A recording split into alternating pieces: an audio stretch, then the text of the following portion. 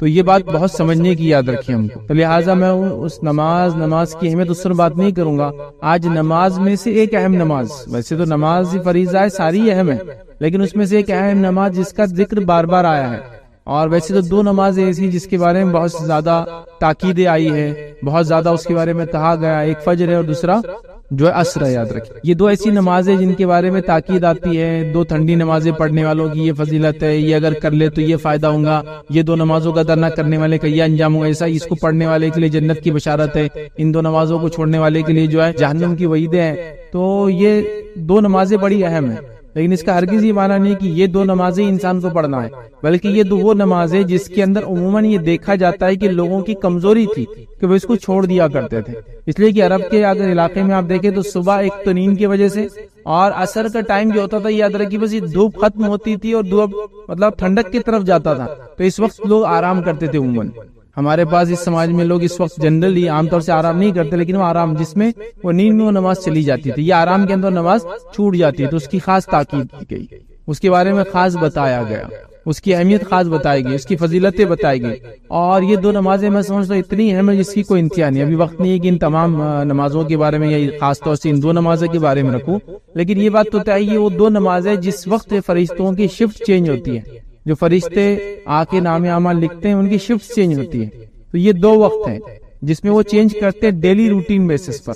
ایک عصر ہے اور دوسرا فجر ہے. ویکلی بیسس پر جمعرات ہے اور پیر کا دن ہے جب فرشتوں کی شفٹ چینج ہوتی ہے. یاد رکھیں ٹھیک. تو لہٰذا یہ وہ دو وقت ہے جس میں فرشتے بدلتے ہیں، اور اس وقت اگر انسان نماز میں ہوتا ہے تو رب العزت کو رپورٹ کرتے ہیں کہ بندہ نماز میں ہے. اسی لیے نبی اکرم صلی اللہ علیہ وسلم نے نمازوں کی اہمیت بتائی. اسی طرح آپ صلی اللہ علیہ وسلم پیر اور جمعرات کا روزہ رکھا کرتے تاکہ جب نام اعمال ویکلی بیسس پر جو دو ٹائم جاتے جائے تو روزے کی حالت میں رہے. ٹھیک ہے. تو لہٰذا فجر کی نماز یہ بڑی اہم نماز ہے. یاد رکھیں. اور فجر کی نماز کی اہمیت ہم کو اس لیے بھی سمجھنا ہے کہ جس سماج میں ہم رہتے ہیں اس سماج کی کیفیت اور حالت یہ ہے کہ ہم دن بھر جانوروں کی زندگی گزارتے ہیں اور تھک جاتے ہیں، اور رات میں پھر پوری تھکان کو اتارنے کا اتنا لمبا ہموار پروسیس ہے کہ وہ رات کی تھکان ہوتا ہے. تو رات میں دیر سے سونا، دن بھر کام کر کے تھک جانا، رات میں پھر دیر سے سونا اور صبح پھر سوتے رہنا، اور اس کے بعد سورج نکلنے کے بعد پھر اٹھ کر جو ہے اپنے کام کاج کو ہم شروع کرتے ہیں. اور فجر کی نماز کو عموماً یہ دیکھا جاتا ہے، میں کسی پر بھی الزام نہیں لگا رہا ہوں، لیکن عموماً یہ دیکھا جاتا ہے مسجدوں کے حال سے،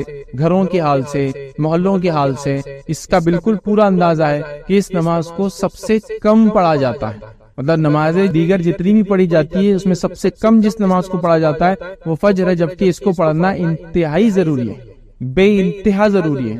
مطلب بہت زیادہ اہمیت کی حامل ہے. ساری نمازیں ہیں، لیکن چونکہ یہ نیند کا وقت ہوتا ہے، غفلت میں یہ نماز عام طور سے دیکھا جاتا ہے چھوٹ جاتی ہے. ہمارے سمجھ میں عموماً فجر کی نماز سب سے کم اور مغرب کی نماز سب سے زیادہ پڑھی جاتی ہے، لیکن اس کا ہرگز معنی نہیں ہے کہ 99% مغرب کی پڑھتے ہیں تو فجر کی 50% مطلب کم زیادہ، ایسا نہیں ہے. اس کی حالت یہ ہے کہ چند فیصد میں کہہ سکتا ہوں وہ فجر کی پڑھتے ہیں تو ایک 20-25-50% مشکل سے بہت مشکل الگ الگ علاقوں میں الگ الگ تعداد، لیکن ہو سکتا ہے مغرب پڑھتے ہوں گے.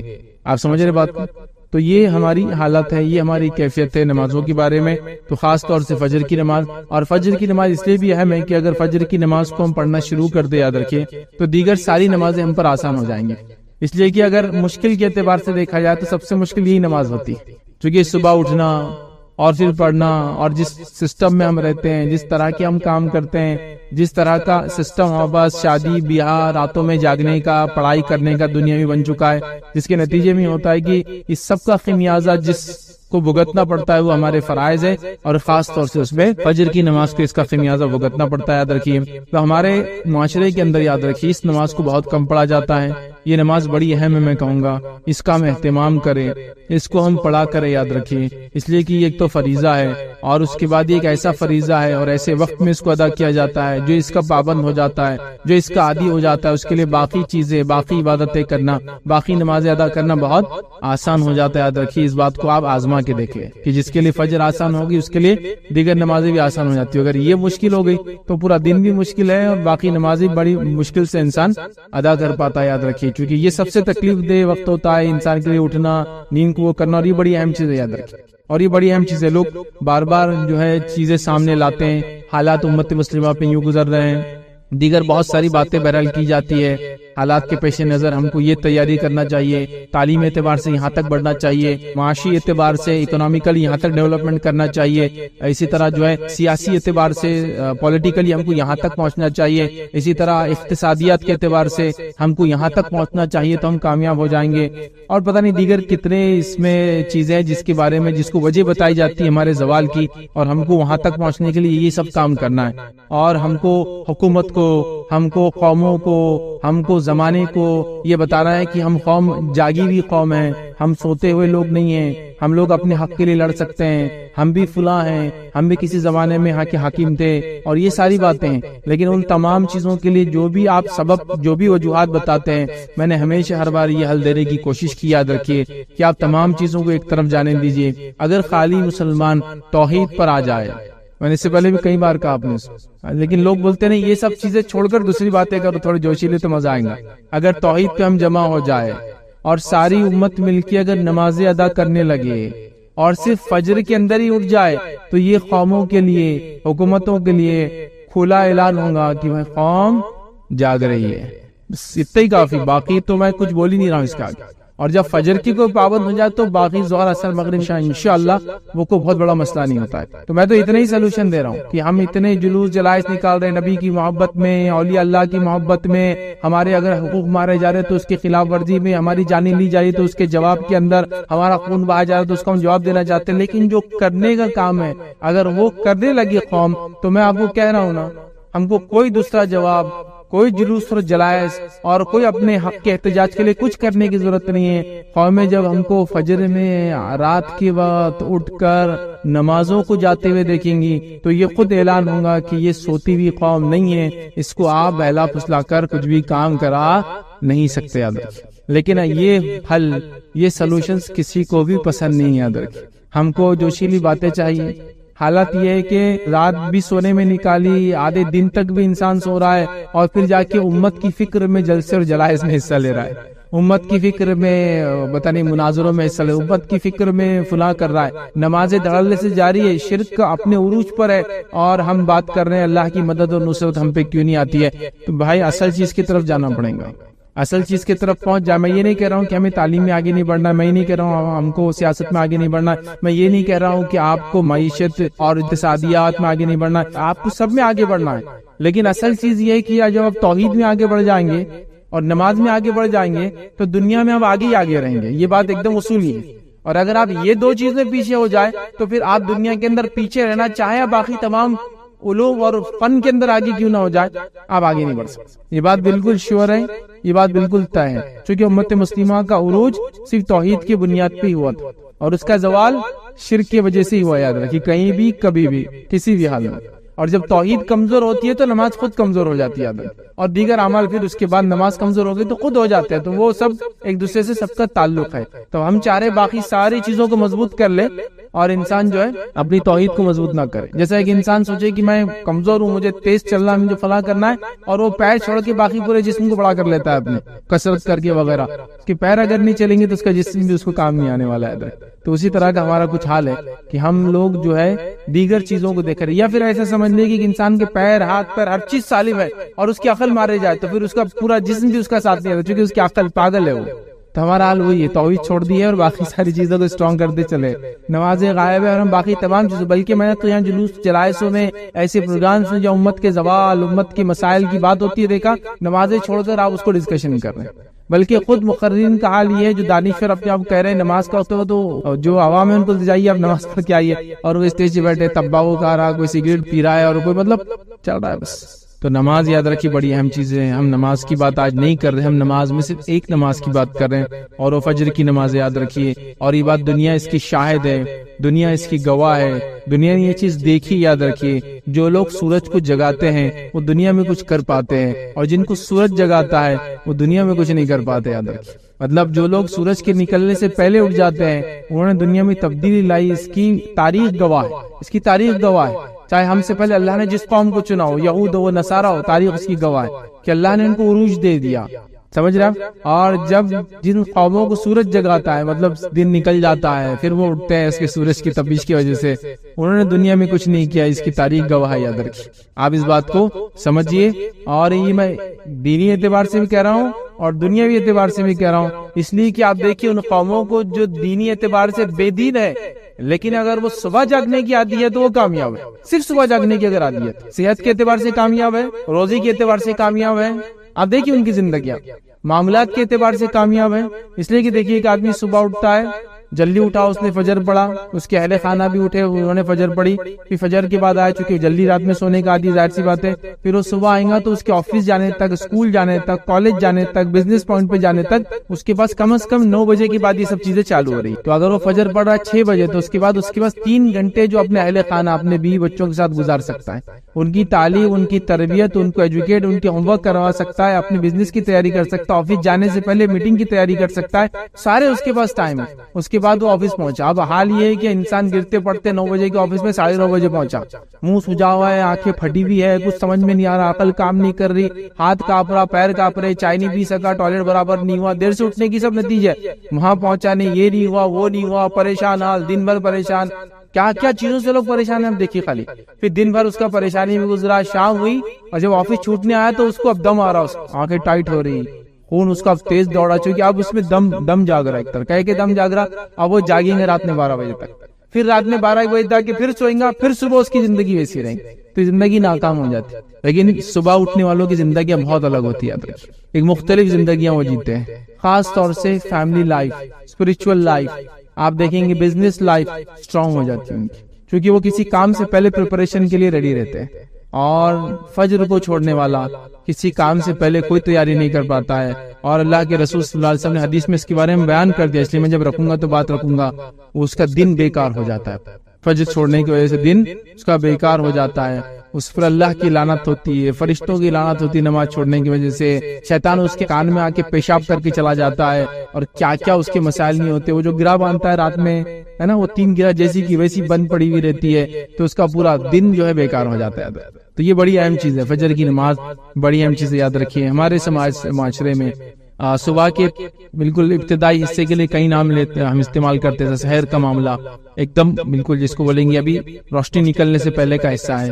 اس کے بعد فجر بولا جاتا ہے، صبح بولا جاتا ہے، یا ضحیٰ بولا جاتا ہے. بالکل یہ صبح کی ابتدائی بھی حصہ، کئی الفاظ بہرحال اس کے لیے ادا کیے جاتے ہیں. ٹھیک ہے، اب آئیے فجر کا مفہوم کیا ہوتا ہے وہ ہم دیکھتے ہیں. تو فجر کا مطلب یاد رکھیے یہ ہے کہ جو پاؤ پھٹتی ہے، مطلب جس کو کہیں گے صبح کا اول وقت جس کے اندر بالکل ہلکی ہلکی سفید روشنی نکلنا شروع ہوتی ہے، اور وہ کیا کرتی ہے، رات کے کالے حصے کو دھکا دینا شروع کرتی ہے. اگر آپ لوگ کہیں اونچے علاقے پہ کبھی جائے اور فجر سے پہلے شہر کا آخری وقت کھڑے رہے اور دیکھے تو آپ کو سمجھ میں آئے گا ایک دم باریک روشنی نکلنا شروع ہوتی ہے نیچے سے، اور وہ ریئل روشنی ہوتی ہے. چونکہ روشنی کی 2 قسم ہوتی ہے، آگے میں رکھوں گا، ٹھیک ہے.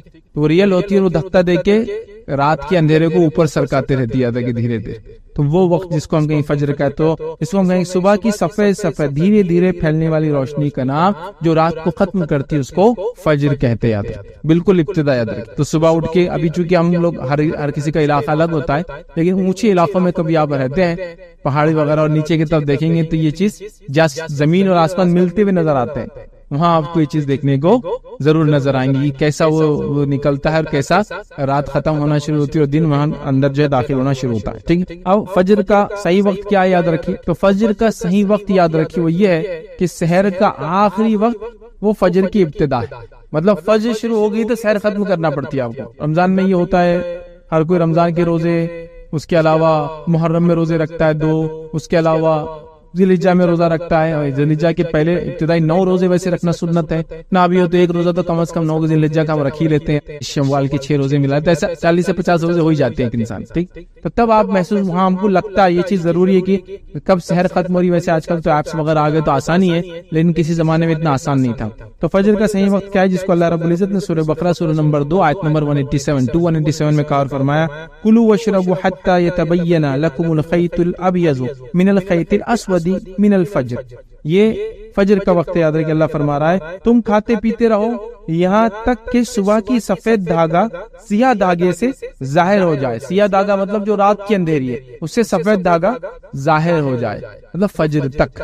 تو فجر اگر شروع ہو جاتی ہے تو سحر ختم ہو جاتی ہے, اور جب تک سحر کا ٹائم ہے تو فجر کا ٹائم شروع نہیں ہوتا, یاد رکھیے, ٹھیک ہے. تو اس بات کو آپ جان لیں, تو یہ فجر کا ٹائم مطلب سحر کا آخری انتہا فجر کی ابتدا, یاد رکھیے. اسی طرح یاد رکھیے ایک روایت میں نبی اکرم صلی اللہ علیہ وسلم فجر کے 2 قسمیں بتائی, یاد رکھیے, ٹھیک. پہلا آپ نے کیا بتا دیکھیں, نبی اکرم صلی اللہ علیہ وسلم نے فرمایا فجر کی 2 قسمیں ہیں, فجر کے 2 ٹائپس, یاد رکھیے, جس کو ہم اپنے عام زبان میں بولتے ہیں صبح صادق اور صبح کاذب, یا فجر صادق اور فجر کاذب اس کو بولتے ہیں, مطلب ریئل فجر اور فیک.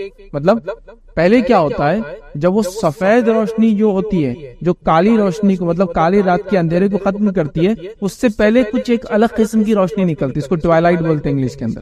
وہ روشنی ہوتی ہے لیکن وہ فجر نہیں ہے, وہ صبح صادق نہیں ہوتی, کاذب ہوتی, یاد رکھیے. تب تک آپ سحر کر سکتے تب تک, لیکن جب صبح صادق ریئل فجر ہو جاتی ہے تو آپ کو سحر چھوڑ دینا پڑتی. تو نبی اکرم صلی اللہ علیہ وسلم کیا فرمایا سنیے, فجر کی 2 قسمیں ہیں, فجر کاذب ہے جس میں نماز فجر کی ادائیگی حرام ہوتی ہے اور سحر کا کھانا درست ہوتا ہے, اور پھر فرمایا فجر صادق ہے جس میں سحر کا کھانا حرام ہوتا ہے اور نماز فجر پڑھنا درست ہوتا ہے, ٹھیک ہے. تو یہاں فجر کی 2 قسمیں ہیں, لیکن ہم جو فجر سے مراد ہے ہماری وہ جب فجر کا وقت ہو جاتا ہے, اور ہماری یہاں مراد یاد رکھیے فجر سے, فجر کی نماز سے. اور اللہ رب العزت نے فجر کی نماز کے تعلق سے قرآن میں قسم بھی کھائی ہے. سورہ فجر کے اندر جو قرآن کا 89 نمبر کا سورہ آیت نمبر 1 میں والفجر کی قسم ہے فجر کی. اسی طرح زمانے کی قسم کھائی والعصر, قسم ہے زمانے کی, یاد رکھیے عصر کے وقت, ٹھیک. تو یہ فجر کے تعلق سے اس کا معنی اور مفہوم ہے. آئیے فجر کی اہمیت کیا ہے. تو فجر کی نماز یاد رکھیے, اس کی بڑی اہمیت یاد رکھیے. آئیے ہم دیکھتے کچھ اہمیت, کچھ باتیں اس کے تعلق سے. صبح فجر کا وقت بہت ہی برکت والا وقت ہے, یاد رکھیے. نبی اکرم صلی اللہ علیہ وسلم کیا فرماتے, سنن ابن ماجہ کی روایت آپ نے فرمایا, عبداللہ بن عمر رضی اللہ عنہما اس کے راوی فرماتے اور کہتے ہیں نبی اکرم صلی اللہ علیہ وسلم فرمایا, اے اللہ میری امت کے لیے صبح کے وقت میں برکت عطا فرما, میری امت کے لیے صبح کے وقت, اور صبح شروع ہو جاتی فجر سے.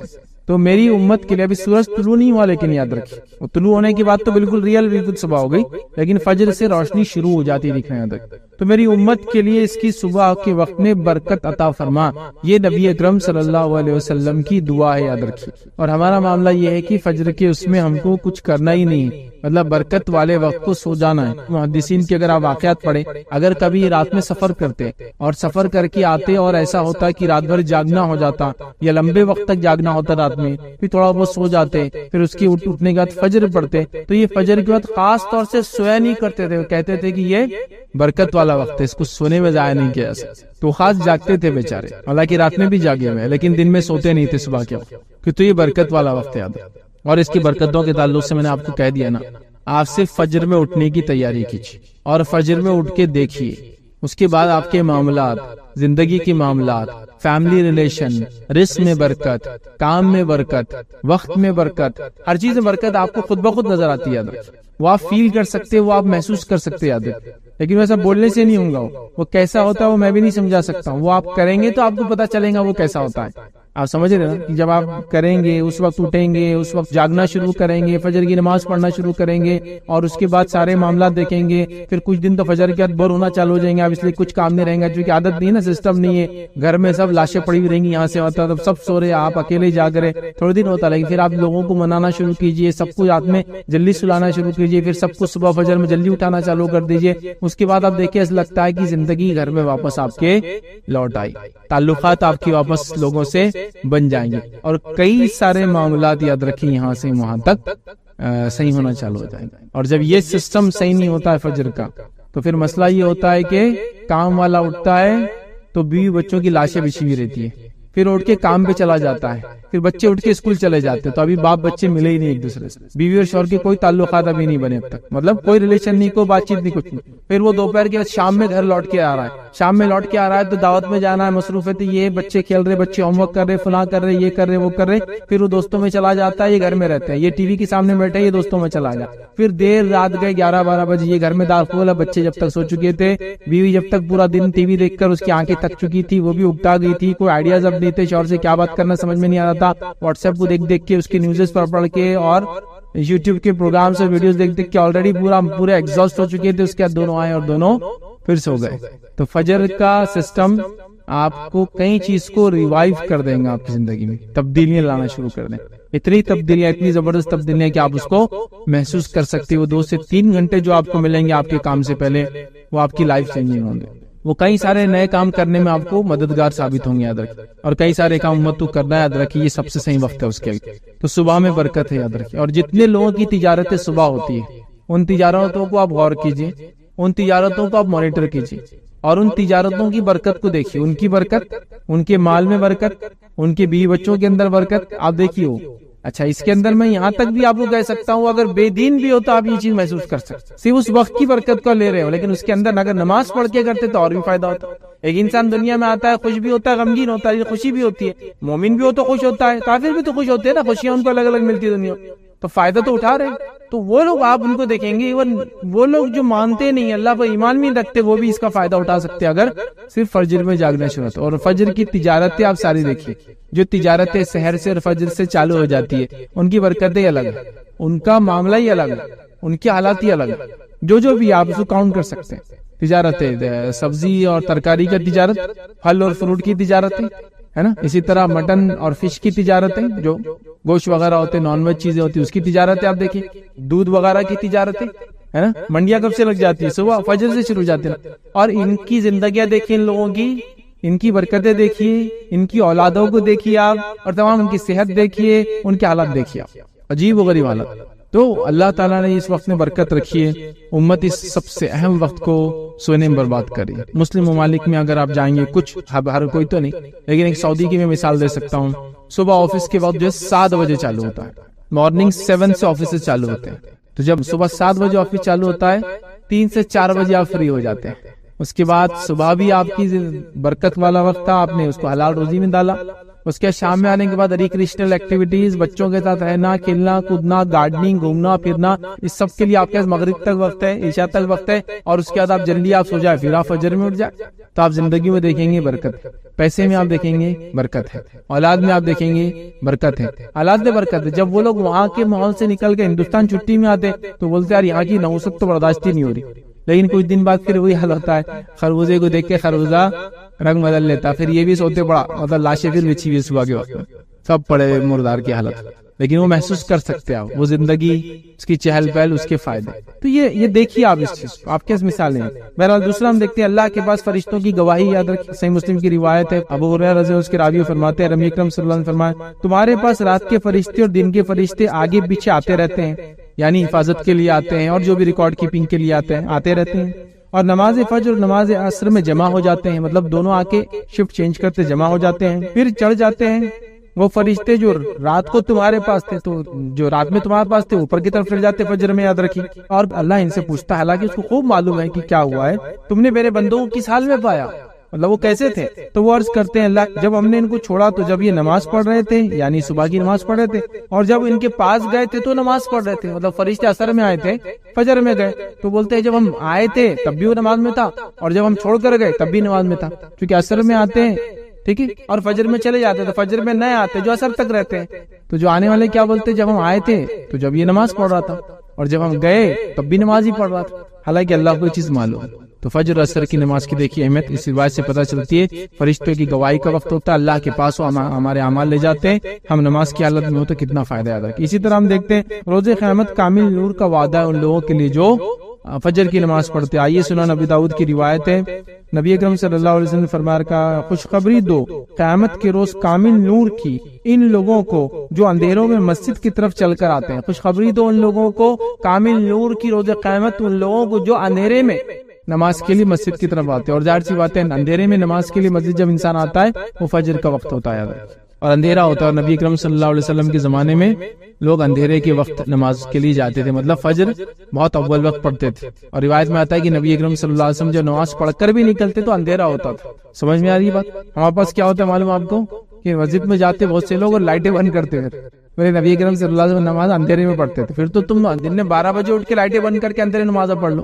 اس کا معنی کیا ہے؟ اس کا معنی یہ ہے کہ اس زمانے میں لائٹیں وغیرہ نہیں ہوتی تھی اول وقت میں، تو ہم تو وقت سب سے آخری اختیار کرتے فجر کے لیے، لیکن لائٹ بند کر کے سنت پہ عمل کرنے کا پلان پورا رہتا ہے کہ اندھیرے میں فجر کی نماز ہو رہی. کئی وقت دیکھا میں نے کہ فجر کا وقت ختم ہو رہا 15 منٹ بعد، اس سے 15 منٹ یا 10 منٹ پہلے جماعت ہوتی ہے، روشنی اندر آتی ہے تو بولتے لائٹیں بند کر دو، لائٹیں بند کر کے بولے اندھیرے میں نماز پڑھنا، یہ معنی نہیں ہے اس کا کسی بھی حال میں، ٹھیک ہے۔ بہرحال اسی طرح ہم دیکھتے ہیں روز قیامت کامل نور کا وعدہ، اسی طرح فجر کی نماز جو ہے منافقوں پر بھاری ہوتی ہے۔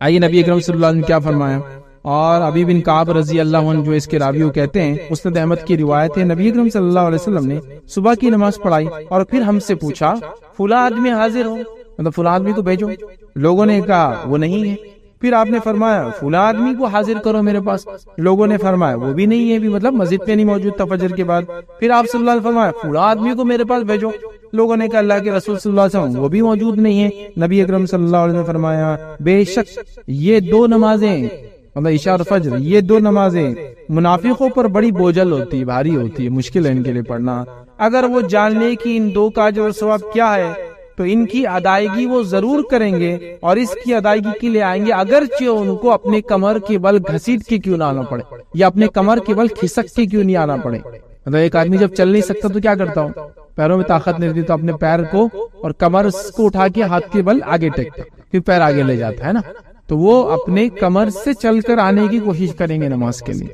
تو آپ نے فجر کے آواز دی 2-3 لوگوں کو، لوگوں نے کہا نہیں ہے، تو کہا دو نمازیں بڑی بوجھل ہے منافق کے لیے، فجر اور عشاء، یاد رکھ، ٹھیک ہے۔ تو بہرحال جو نماز فجر چھوڑتا ہے یاد رکھیے اس میں نفاق کی ایک علامت ہے، اس کا معنی یہ ہوا۔ اسی طرح ہم دیکھتے ہیں فجر کی 2 رکعتیں دنیا اور اس کے اندر جو کچھ ہے اس میں سب سے بہتر ہے۔ آئیے نبی اکرم صلی اللہ علیہ وسلم فرماتے ہیں، صحیح مسلم کی روایت ہے، ام المومنین عائشہ رضی اللہ عنہا فرماتی ہے اللہ کے رسول صلی اللہ علیہ وسلم نے فرمایا فجر کی 2 رکعتوں کے بارے میں فرمایا مجھے ساری دنیا سے زیادہ یہ پیاری اور محبوب ہے، ساری دنیا میں جو کچھ اس سے زیادہ مجھے محبوب فجر کی 2 رکعتیں، یاد رکھیں۔ اسی طرح یاد رکھیں فجر کی اہمیت کے تعلق سے جو ایک بات ملتی ہے وہ یہ ہے، یاد رکھیں فجر کی 2 نفل نمازیں نبی اکرم صلی اللہ علیہ وسلم ہمیشہ پڑھا کرتے تھے، حالانکہ سفر میں تو ہم لوگ قصر کرتے ہیں، نوافل وغیرہ سنت وغیرہ موقعات چھوڑ بھی سکتے ہیں آپ، لیکن نبی اکرم صلی اللہ علیہ وسلم 2 نمازیں ایسی ہے جو فرض کے علاوہ بھی سفر میں آپ کبھی نہیں چھوڑتے، ایک فجر کی 2 رکعت اور وتر کی نماز، یہ آپ سفر میں بھی نہیں چھوڑتے تھے، حالانکہ سفر میں آپ دوسری نمازیں چھوڑتے تھے۔ آئیے حدیث کے الفاظ اس طرح سے بخاری کی روایت ہے، عائشہ رضی اللہ عنہا فرماتی ہے اور کہتی ہے نبی اکرم صلی اللہ علیہ وسلم کسی نفل نماز کی فجر کی 2 رکعتوں سے زیادہ پابندی نہیں کرتے تھے، کسی نفل نماز کی اتنی پابندی نہیں کرتے جتنی فجر کی 2 رکعت کرتے، چونکہ فجر کی نماز ہی اہم ہے، پھر اس کی 2 سنت کی بھی آپ اتنی سختی سے پابندی کرتے کہ دوسری روایت میں آتا آپ سفر میں بھی ان نمازوں کو کبھی کبھی نہیں چھوڑتے، یاد رکھیے ان چیزوں کو ہم کو سمجھنے کی ضرورت ہے۔ آئیے فجر پڑھنے والوں کی فضیلت کیا وہ آپ کے سامنے رکھتا ہوں۔ پہلی چیز یاد رکھیے فجر پڑھنے والا یاد رکھیے اللہ کی پناہ میں چلا جاتا ہے، فجر پڑھنے والا اللہ کی پناہ میں چلے جاتا ہے۔ آئیے روایت کے الفاظ، صحیح مسلم کی روایت ہے، آپ صلی اللہ علیہ وسلم فرمایا کہا جس آدمی نے صبح کی نماز پڑھی تو وہ اللہ کی ذمہ داری میں ہے، اللہ کی امان میں ہے، اللہ کی پناہ میں ہے، اللہ کی گارنٹی میں ہے، اللہ اس کا ضامن ہے، مطلب وہ اللہ کی ضمانت میں آ چکا ہے۔ جس نے فجر کی نماز پڑھی وہ اللہ کی ذمہ داری میں ہے، ذمہ داری سمجھتے نا، ضامن گارنٹر ہو گیا اللہ اس کا۔ پھر آپ نے فرمایا ذمہ داری میں، بس اللہ تم سے اپنی ذمہ داری کا سوال نہیں کریں گا تو جس سے اللہ مطلب پھر اللہ تعالیٰ تمہاری ذمہ داری کا تم سے پھر سوال نہیں کریں گا فجر ہو گئی تو، لیکن جس سے اللہ ذمہ داری کا سوال کر لے، اس سے سوال طلب کر لیا تو وہ آندھے منہ جہنم کی آگ میں ڈال دیا جائیں گا۔ تو پھر جس نے فجر پڑھ لی وہ ذمہ داری سے بری ہوا، اور اللہ ذمہ داری سے جس کو بری کر دے تو بچ گیا، لیکن جس سے اللہ تعالیٰ اس کی ذمہ داری کے بارے میں پوچھ لیں گا تو اس کو آندھے منہ جہنم کی آگ میں ڈال دیں گے، مطلب منہ کے بل گھسیٹ کے جہنم کی آگ میں ڈال دیا جائے گا۔ تو جو انسان فجر پڑھ لے وہ اللہ کی امان میں ہے، وہ اللہ کی ذمہ داری میں ہے، وہ اللہ کی سیفٹی اینڈ سیکیورٹی میں ہے، اور جس نے فجر چھوڑ دی تو اب اس کی سیفٹی اور سیکیورٹی دن بھر نہیں ہو سکتی، اس کو اپنے جان بچانے کے لیے دنیا بھر کی چیزیں کرنا پڑیں گی، یاد رکھیں دنیا بھر کی چیزیں کرنا پڑے گی۔ سمجھ رہے اس بات، یہ بات بڑی سمجھنے کی یاد رکھیں۔ تو میں نے جو بات شروع میں کہی تھی کہ ہم لوگ اپنی جان، اپنے مال، اپنی عزت، اپنی آبرو، اپنے خون کے لیے پریشان ہے نا، تو میں نے اس لیے کہا تھا نا کہ فجر اگر ہونا شروع ہو جائے تو ایکچولی ہم اللہ کی ذمہ داری میں آ جاتے ہیں، اور جب اللہ ذمہ داری لے لے کسی قوم کی، کسی بندے کی، کسی گروہ کی، کسی جماعت کی، پھر کون اس کو ہاتھ لگا سکتا بتائیے، کون اس کو ہاتھ لگا سکتا؟ اور یہ شام تک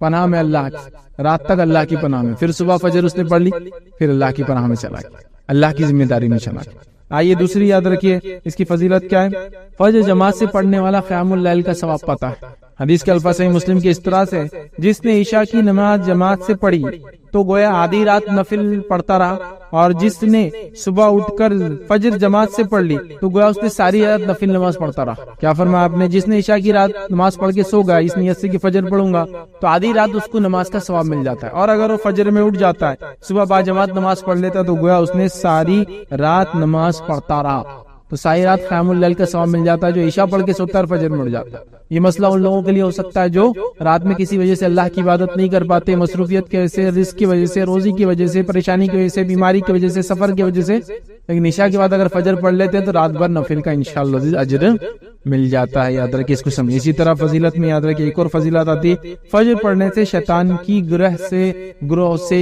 سے اس کے کیا بولیں گے جو وہ ہم پر گرہ لگا دیتا ہے، نوٹس باندھ دیتا ہے، یاد رکھیں اس سے ہم محفوظ رہتے ہیں۔ یاد رکھیں، صحیح بخاری کی روایت ہے، غور سے سنیے۔ ابو ہریرہ رضی اللہ عنہ کیا فرماتے ہیں؟ اس حدیث کے اندر بڑی زبردست دو باتیں یاد رکھیں، زبردست دو باتیں۔ پہلی ایک حدیث میں تو آ گیا اللہ کی ذمہ داری میں ہم چلے جاتے ہیں، اس حدیث میں اور دو زبردست باتیں ہیں، سنیے۔ آپ صلی اللہ علیہ وسلم فرماتے ہیں کہ شیطان آدمی کی سر کے پیچھے رات میں سوتے وقت 3 گرہ لگا دیتا ہے، 3 ناٹس باندھ دیتا ہے۔ گرہ لگانے سمجھتے نا، رسی وغیرہ باندھ، 3 گرہ لگا دیتا ہے، اور ہر گرہ پر یہ افسوس پھونک دیتا ہے کہ سو جا ابھی رات باقی ہے، اس پہ پھونک مار کے بولتا ہے سو جا ابھی رات باقی، یہ پھونک مار کے لگا دیتا ہے۔ پھر اگر کوئی بیدار ہو جاتا ہے، اٹھ جاتا ہے اور اللہ کی یاد کرنے لگتا ہے تو ایک گرہ کھل جاتی ہے، ایک ناٹ اس کا گرہ کھل جاتی ہے۔ پھر وہ وضو کرتا ہے تو دوسری گرہ کھل جاتی ہے، دوسرا ناٹ کھل جاتا ہے۔ اور پھر اگر وہ نماز فجر کو پڑھ لیتا ہے، صبح کی نماز پڑھ لیتا ہے تو تیسری گرہ بھی کھل جاتی ہے۔ تو شیطان سوتے ہو 3 ناٹ مارتا ہے، 3 گرہ مارتا ہے، یہ بولتا ہے ابھی سو جا لمبی رات ہے، لیکن اگر انسان صبح اٹھ جاتا ہے، اللہ کا ذکر کر لیتا تو ایک گرہ کھل جاتی ہے، وضو کر لیتا دوسری کھل جاتی ہے، نماز پڑھ لیتا تیسری اس کی جو ہے وہ جو گرہ لگا دیتا ہے وہ کھل جاتی ہے، یاد رکھیے ناٹ کھل جاتا ہے۔ اور اسی طرح صبح کے وقت آدمی چاق اور چوبند اور خوش مزاج ہو جاتا ہے، چاق اور چوبند، چست اور پھرتیلا، اور اسی طرح جو ہے خوش مزاج ہو جاتا ہے۔ خوش مزاج سمجھتے ہیں آپ؟ خوش مزاج لوگوں کو ڈھونڈنا آج کل بہت مشکل ہے، اس لیے کہ ہر آدمی بد مزاج ہو چکا ہے نا، تو خوش مزاج ہو جاتا ہے، اس کا دن اچھا ہوتا ہے۔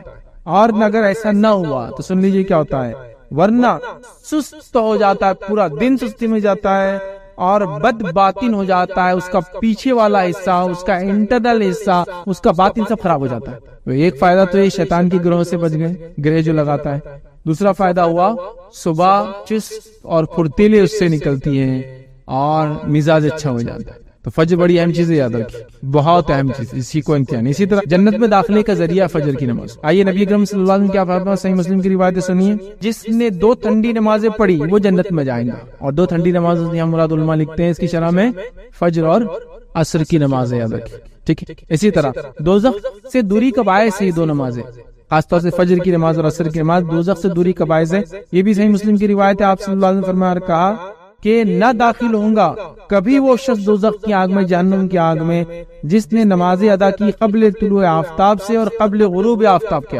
مطلب قبل طلوع آفتاب مطلب سورج کے نکلنے سے پہلے نماز پڑھی اور سورج کے غروب ہونے سے پہلے نماز پڑھی۔ اور یہ 2 کون سی نمازیں ہوئی پھر؟ سورج نکلنے سے پہلے کون سی پڑھتے ہیں؟ فجر، اور سورج ڈوبنے سے پہلے کون سی پڑھتے ہیں؟ عصر، اور ڈوبنے کے بعد کون سی پڑھتے ہیں؟ مغرب۔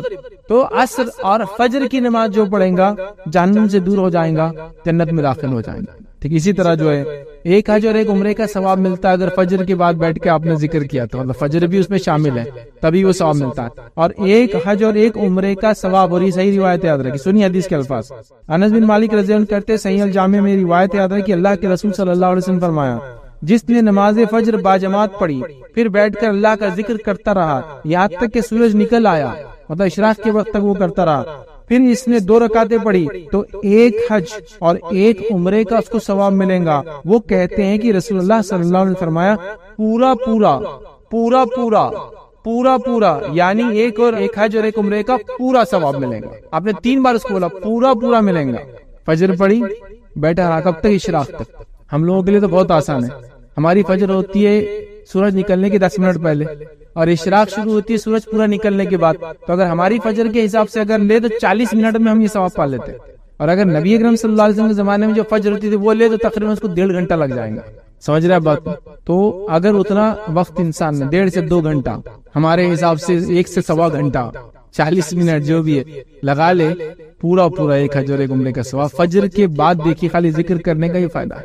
فجر خود اپنے آپ میں کتنے انگنت فائدے لیے ہوں گی. یہ تو صرف وہ چیزیں جو بتائی جا رہی, لالچ ہم میں پیدا ہو, خوف ہمیں آئے, ہم عمل کی طرف راغب ہو, ورنہ اس کے تو انگنت اجر اور ثواب ہے جو شاید روز قیامت ہی ہم کو دیکھنے کو ملیں گے. چلیے آئیے اسی طرح جو ہے نبی اکرم صلی اللہ علیہ وسلم ایک فائدہ کیا بیان کرتے ہیں, غور سے سنیے اس کو. صحیح بخاری کی روایت ہے, بڑا زبردست فائدہ, اور یہ الٹیمیٹ گول ہے. یہ حدیث میں جو بات آ رہی ہے الٹیمیٹ گول ہے میرا اور آپ کو معلوم ہے جہنم میں جو لوگ جائیں گے ان کے لیے سب سے بڑا عذاب کیا ہوں گا, اور جنت میں جو لوگ جائیں گے ان کے لیے سب سے بڑی نعمت کیا ہوں گی. کوئی آدمی بولیں گے جہنم والوں کے لیے تو جہنم کا عذاب ہی سب سے بڑا عذاب ہے, نہیں. اور جنت میں جو جائیں گے وہ جنت کی نعمت ہے سب سے بڑی, ان کے لیے فائدے کی چیز ہے, نہیں. جہنمیوں کا سب سے بڑا عذاب یہ ہوگا کہ وہ اپنے بنانے والے رب کو کبھی دیکھ نہیں پائیں گے, یہ ان کے لیے سب سے بڑا عذاب. اور جنتیوں کا سب سے بڑا فائدہ یہ ہوگا اور سب سے بڑی نعمت یہ ہوں گی اور سب سے بڑا اجر یہ ہوگا اور سب سے زیادہ خوش وہ تب ہوں گے جب اپنے رب کو دیکھیں گے. یہ الٹیمیٹ 2 چیزیں یاد رکھیے آپ, یہی ہے. تو جہنم سے بڑا عذاب کافروں کو وہ جو جہنم میں جائیں گے وہ کبھی اپنے بنانے والے کو دیکھ نہیں پائیں. لیکن جو لوگ اپنے کریٹر کو, اپنے خالق کو دیکھ پائیں گے, ان کی کئی صفتوں میں سے ایک صفت فجر کی نماز بھی ہے. سن لیجئے نبی اکرم صلی اللہ علیہ وسلم نے کیا فرمایا اس حدیث میں. آپ نے فرمان کہا, جریر بن عبداللہ رضی اللہ عنہ بیان کرتے ہیں کہ نبی اکرم صلی اللہ علیہ وسلم کی خدمت میں حاضر تھے.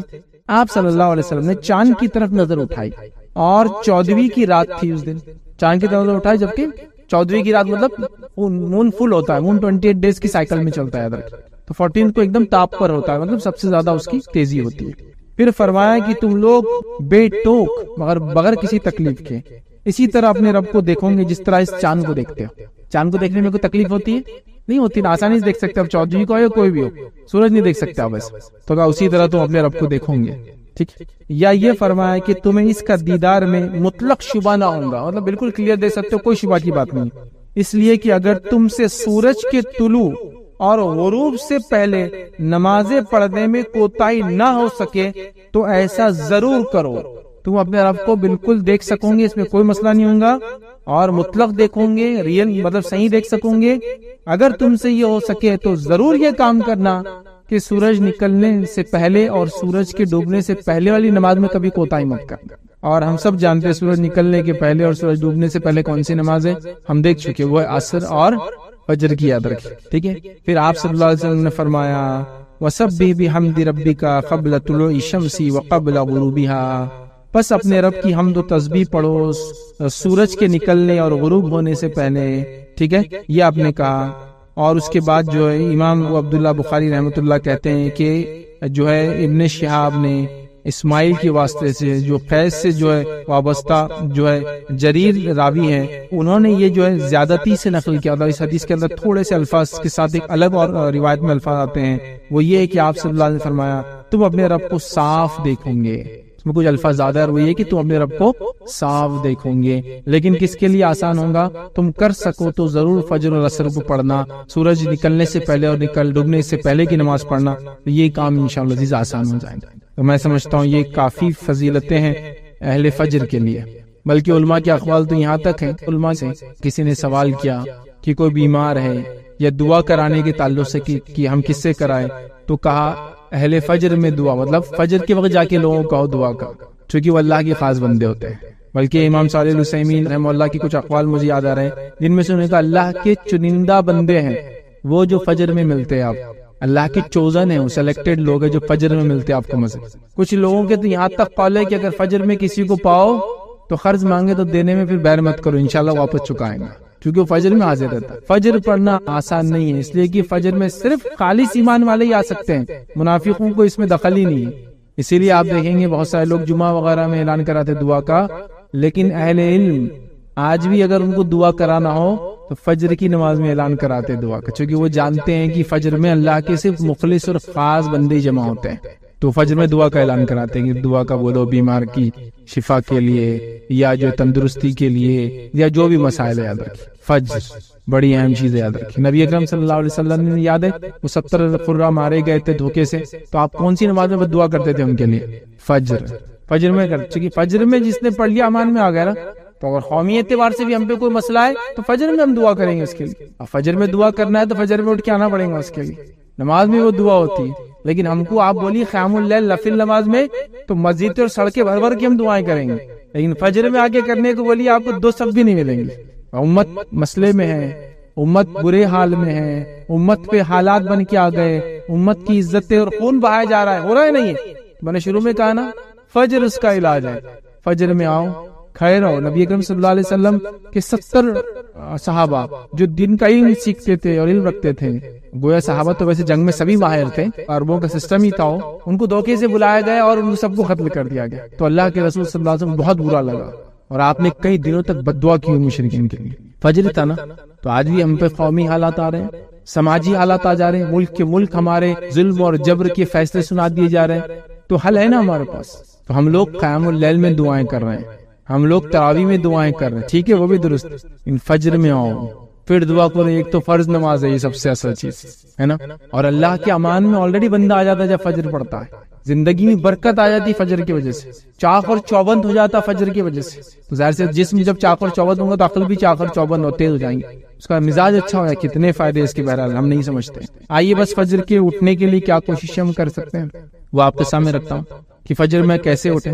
یوں تو بہت سارے لوگوں نے الگ الگ مشورے دیے ہیں کہ فجر میں کیسے اٹھا جائے, کیا اس کے لیے کیا جائے. تو اب اس میں سے کچھ باتیں میں آپ کے سامنے رکھ رہا ہوں, کچھ باتیں آپ کے علاقے میں مشہور ہوں گی, کچھ اور بھی باتیں آپ کو کچھ اور لوگ بتائیں گے.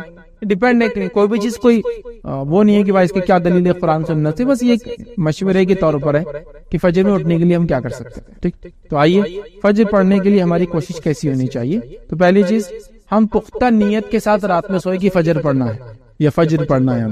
پختہ نیت کے ساتھ سوئے. ہمارا حال کیا ہے, ہم جب سو رہے تو ہم کو ایسا یاد ہی نہیں کہ صبح کوئی نماز ہے, سیدھا آفس ہے صبح, کام ہے صبح, اسکول کالج ہے صبح, ارے صبح نماز ہے بھائی. تو پہلے لگتا ہے پختہ ارادہ, عزم. سمجھ رہے آپ, یہ سب سے اہم چیز ہے فجر کے لیے.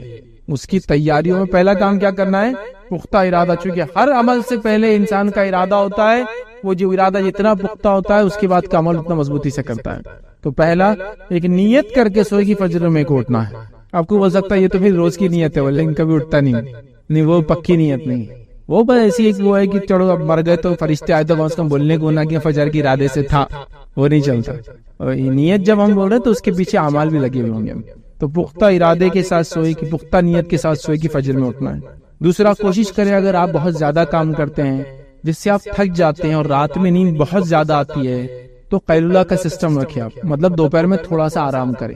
دوپہر میں تھوڑا آرام کیا کرتا ہے, آپ کو ایک ریفریش کر دیتا ہے, پھر سے آپ کی اس کے اندر توانائی, جوش اور طاقت لا دیتا ہے, جس کی وجہ سے ہوتا ہے کہ آپ ایک بریک لے رہے ہیں. مطلب آپ پورا کنٹینیوس کام کے بدلے ایک بریک کے ساتھ کام کر رہے ہیں. سمجھا, جس سے ہوتا یہ کہ آپ نے صبح سے آدھے دن تک کام کیا, پھر بریک لے لیا, پھر وہاں سے کیا تو آدھے دن کا کام ہی ہوتا ہے, لیکن پورا دن کر کے آپ سوئیں گے تو تھکان زیادہ ہوتی ہے. تو قیلولہ کا بھی سسٹم آپ اس میں اڈاپٹ کر سکتے, خاص طور سے شدید گرمی کے اگر دن ہو. سردی میں تو زیادہ مسئلہ نہیں ہوتا, گرمی وغیرہ ہو, عرب میں ہی بہت ہوتی گرمی, ادھر کی سال بھر ہی ہوتی ہے تقریباً. تو بہرحال قیلولہ کا ایک سسٹم ہو سکتا ہے جس سے آپ کے دن کی تھکان کچھ حصہ بانٹ دیتے ہیں, اس کو ختم کرنا. تیسری چیز کیا ہو سکتی ہے, رات میں جلدی سویا. رات میں جلدی سوئے ایک دم نارمل بات ہے, اس کے لیے بہت زیادہ ڈسکشن کی ضرورت نہیں کہ جلدی سوئیں گا تو جلدی اٹھ سکتا ہے. سمجھ رہے ہیں بات کو.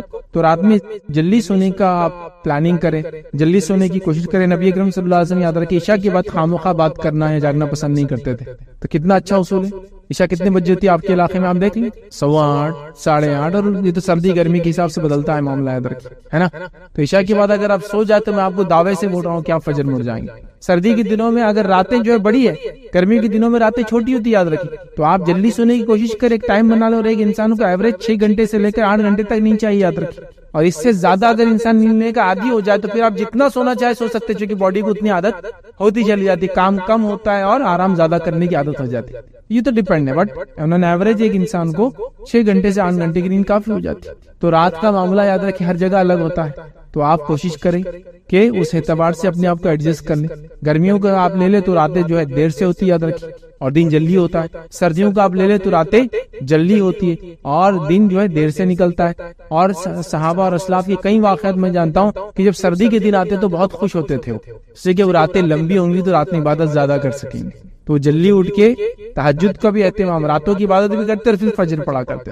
ہم لوگ بھی اگر ایک سائیکل بنا لینا, کوشش کرنے والوں کے لیے سب چیزیں آسان ہیں, اور کوشش نہ کرنے والوں کے لیے سب چیزیں مشکل ہے, یاد رکھیں, یہ بات یاد رکھیں آپ. تو جلدی سونے کا سسٹم کریں. اسی طرح جو ہے کسی قریبی دوست یا رشتہ دار کی مدد لیں. میں اٹھ نہیں پا رہا ہوں تو دوست کو بولے بھائی مجھے اٹھا دینا, بیوی کو بول دے, والد کو بول دے, بھائی کو بول دے, کوئی بھی گھر میں ہوتے ہیں رشتہ دار, ان سے مدد لے کہ بھائی میرے کو اٹھا دو. کسی کو بولے دستک دیتے چل جاؤ ہمارے گھر پہ صبح, کچھ بھی ہو سکتا ہے, دیکھے طریقہ وہ کر سکتے ہیں. اسی طرح جو ہے الارم وغیرہ آپ لگا سکتے ہیں. آج کل تو کافی آسان ہینڈ سیٹس میں الارم ہوتے ہیں, الارم وغیرہ لگا سکتے ہیں. اس میں بھی الارم کوشش کرے کہ اپنے سے دور رکھیں. دور رکھنے کا فائدہ یہ ہے کہ جب بجے گا تو آپ کو جا کر بندی کرنا پڑے گا, خود تو اٹھ جائیں گے اسی بہانے. لیکن حالت یہ ہے کہ نیت تو ہے ہی نہیں, الارم لگا بھی دیے تو کیا ہو رہا, دوسرے کو آ کے بازو کی کمرے والا بند کر کے جا رہا, کیونکہ اس کی نیند خراب ہو رہی ہے اور آپ تو اٹھنے کا نام ہی نہیں لے رہے. یہاں ہو رہا ہے ایسا اس طرح سے.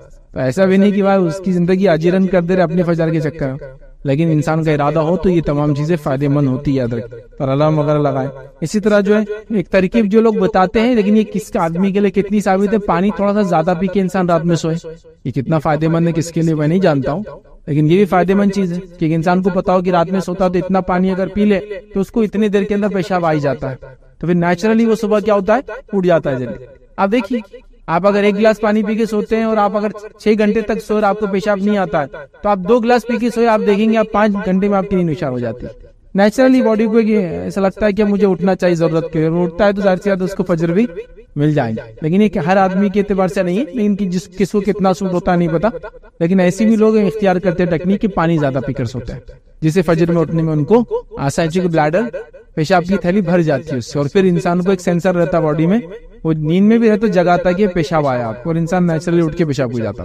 تو بہرحال یہ چیزیں ہو سکتی ہیں. اس کے علاوہ کچھ لوگ بڑے حساس ہوتے ہیں, کوئی بھی آواز آ جائے, فجر کی اذان وغیرہ بھی ہو جائے تو اٹھ جاتے ہیں, لیکن وہ حس بہت کم لوگوں میں آج کل نظر آتا ہے. ان پہلے لوگوں میں یہ حس تھا, میں نے دیکھا کہ فجر کی اذان ہو جائے تو لوگ اٹھ جاتے. اور ایک چیز یہ بھی یاد ہے کہ فکر کے ساتھ اگر آپ سوئے نا تو آپ برابر اتنی دیر میں اٹھ جاتے جتنی دیر میں آپ کو اٹھنا ہے. اگر آپ کو فکر ہو کوئی چیز کی تو کوئی بھی چیز کی ہو سکتی ہو, اس کا اگر آپ کو اندازہ لگانا تو کبھی آپ نے اگر سفر کا ارادہ کیا اور آپ سو رہے اور آپ ہی ذمہ دار ہے جس کو صبح لے کر سب کچھ چلنا ہے, تو دیکھیے آپ بغیر الارم کے, الارم بجنے سے 10 منٹ پہلے اٹھ کے آپ اس کو بند کرتے, 10 منٹ پہلے اٹھ کے آپ اس کو بند کرتے کہ ابھی جانا ہے اور آپ ہی ذمہ دار ہے.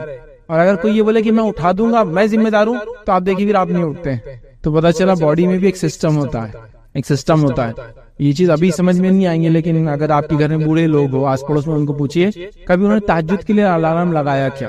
برابر سحر میں اٹھتے ہیں, نمازیں وغیرہ پڑھتے ہیں, برابر ان کو پتا ہے کہ فجر کی اذان ہونے والی ہے. باڈی کا ایک سسٹم ہوتا ہے, یہ فکر کا نتیجے میں ہوتا ہے. آپ کو جس چیز کی فکر ہوتی ہے نا, تو اس کے بارے میں آپ کو پہلے سے ایسے حالات بن جاتے ہیں کہ آپ کو اندر سے اشارے ہوتے رہتے ہیں کہ اب وہ ہو رہا ہے. یہاں تک کہ نیند میں بھی آپ وہ چیز کو محسوس کر سکتے ہیں کہ آدمی, اس کو اگر آپ کو دیکھنا ہے تو جو لوگ گارڈز ہوتے تھے, آج کل تو نہیں ہوتے, لیکن پہلے گارڈز ہوتے تھے بادشاہوں وغیرہ کی, تو ان کی حالت اور کیفیت یہ تھی کہ بیٹھے بیٹھے سوتے تھے وہ, اور اس میں بھی ان کو پتا تھا کوئی ہلچل ہوئی تو اٹھ جاتے تھے.